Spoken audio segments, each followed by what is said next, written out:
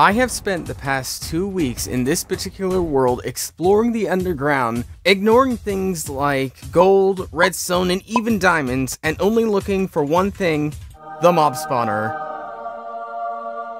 So, hello everyone, this is Chris, and welcome back to potentially the biggest seed showcase I've done in quite a while, because when you look around it just looks like a meh seed, but when you look further, with all the long hard work I've done to this seed, it actually makes it one of the most unique and interesting types of seeds, because if you think about it, like, no matter what type of tools you use, no matter what you have, x-ray glitches or whatever, there is no set way to find any types of spawners in the world. So I figured cutting out that middleman and just finding you a whole load of them inside this one seed. And in fact, I have found 68 mob spawners. And yes, I know it would have been absolutely hilarious if I just found one more mob spawner, but you get what you can get, I guess, when looking for things like this. But yeah, let's start off with the seed itself, I guess, which is those bunches of numbers right there. You type them all in and you spawn right on top of this lovely, lovely diamond pillar. Doesn't come with a pillar, but it's still a nice spawn nonetheless, because you spawn in right next to a forest, and right next to an acacia biome, and right not too far from a village, which is just over this way, and it's even an alive village. I thought it was a dead village at first, but yeah, you have an alive village with some starter crops and some starter things, pretty much. But I should really focus on the mob spawners. So every single location, all 68 of them, all the locations will be down in the description, so check down there in case you want any specific spawner. But there's a big elephant in the room, and I don't think many people know this, but for some reason, sometimes the spawners do not spawn. So what I mean is that I look up seeds on my Nintendo Switch. It's easiest doing there, and then I show it off here on my phone. But for some reason, the spawners I find on the Switch sometimes aren't in this world. So in case you ever do get that situation, then maybe load up the seed a couple times to try and get specific spawners. But you'd still get loads and loads and loads of spawners. Like, even if you don't get all 68 at once, I'm sure you'd agree that there is more than enough spawners to go around for every single person in the world who want to accommodate. And this one even has a bit of a mine shaft, so in case you want that stuff too, then here's one of them. But yeah, loads of them. They could be from mine shafts, they could be just normal ones, but they are all in the overworld. They are all in the overworld, so no need to look inside the Nether, or the end doesn't have spawners. No, okay, but yeah, just the overworld is where I found all 68 spawners. But I guess while you're here, I should probably show off a few other things on the seed. First off, right over here, you actually get a Rune Portal right inside this little river, so I guess this is kind of trying to block the canal. Can you imagine, like, the ancient builders trying to build it sort of just on top of this river? Like, what kind of idiots were they trying to do that? And then it obviously just collapsed on itself. But yeah, you still get yourself some crying obsidian, a little bit of netherrack in case you don't want to go to the nether, and it even goes a little underneath. Little secret pocket there. But yeah, you got that there with even a gold block. I completely forgot you get a gold block, so yeah, plenty of reason to go that Rune Portal right there. Future me, when editing this, don't put this part in, okay? I don't want people to think there's desert wells on the seed, so okay. And we head this way over more desert and over more plains. We'll actually come across some other noteworthy things on the seed, such as this village right here with actually a decent amount of mob spawners in one place. I don't think you'd be able to load all of them at once, but there's 4 of them relatively close to this village. And there's also this little diamond pillar, and if you were to guess why we're here, and oh yeah, also a blacksmith, so even more free loot. But yeah, if you were to guess why I put this here, then you are probably right, because if we head our way just down here, we'll find the stronghold with sadly only one. I mean, again, I've said this before, but one is better than none, and I guess while we're here, I should show you the Nether. The Nether isn't actually too exciting on this seed. There wasn't a crazy amount of things here,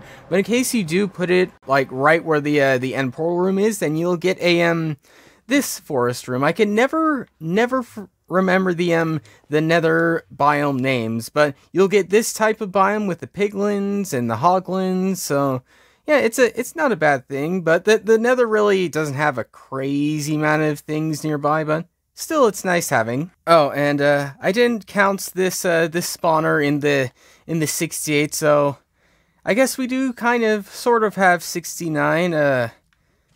Hooray, I guess. But something which is even more hooray worthy is just past the village and just over here, because you actually get a an outpost just right here, and they always look a little out of place. And hi, how are you? Nothing to see here apart from the outpost, and yeah, it's a pretty decent outpost, even though it kind of feels a little out of place. Again, cut this part out. Me in the future when editing this. I think this is a perfect opportunity to start raids. So in case you want to start raids from an outpost, then this is definitely the seed to do it, because you just have to go, what is that, maybe 100, maybe 200 blocks this way, kill the patrol leader, head back there, and then get your raid on. So yeah, good place to do that here. But in case pillager outposts by villages aren't your thing, but you still want blacksmiths and stuff like that, then this is the second best village to go to, because this one also has a blacksmith, also with some, again, potentially random things, which again I always mention that I need to check out, but I never do. But in case you want some type of free loot, this is the village to go to. Why am I saying in case you want some free loot? Like, there's 68 mob spawners just filled with chests full of free loot. Getting out of the desert for a little bit, so let's head over to this part of the seed with a swamp inside of it, with not quite as many mob spawners as other places, but it does have a couple and more reason to come here. There is these have more slime spawning places, so plenty of slimes to get here. Plenty of lily pads in case you want that, and oak trees, and actually you get some flowers you only get here, so there's that. I might be stretching reasons to go to this part of the map, but still, heading back into the desert, there's actually more reasons to explore around here, because just right here you'll get a desert temple right here with even more loot. I believe this isn't random. I could be wrong. I haven't. Again, like, people need to get on it for me, like, or at least tell me more to do it. But in case it's not random, then you get those types of books, and you also get you saw those couple pillars.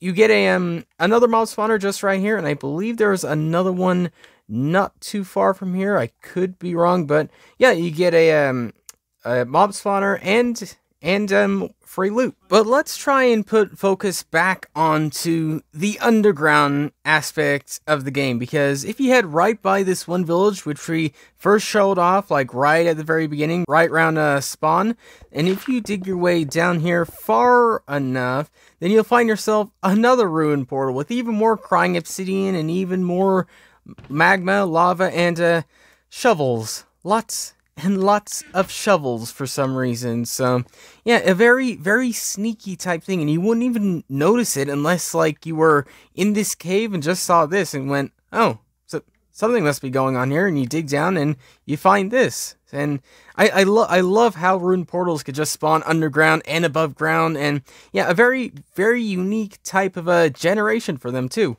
And I guess since this video is mainly focused on mob spawners, I should show you my the favorite one I found when looking for it, and it's just right back in the desert. Yeah, this desert is filled with reasons to come here, including my favorite type of generation, because this one spawned in literally as close to the surface as it can. It had this layer of sand, and when I was placing in this gold block, it kind of collapsed in itself, and yeah, it's a zombie spawner too, with some more iron, gunpowder, and everything you could need right here, literally right on the surface. And this is like the perfect place to build a mob farm in case you don't want to go down too far or have to light up too much. So yeah, just let the natural sunlight do that, and yeah, a brilliant type of generation right here. And a brilliant type of generation all around with so many spawners. And I'll just say that this was just a random world. This was the very first random world I loaded up on the world. And yeah, if one just random seed, which didn't look too interesting at first, could have so many spawners, can you imagine like other types of seeds having way more? In case you want to see another seed like this where I look for as many mob spawners as I possibly can, then please do let me know. And in case there's any other types of seeds that you know that you want me to check out, then leave them down below too. But other than that, that's pretty much all I have for you now. So thanks for watching, and I will see you all later.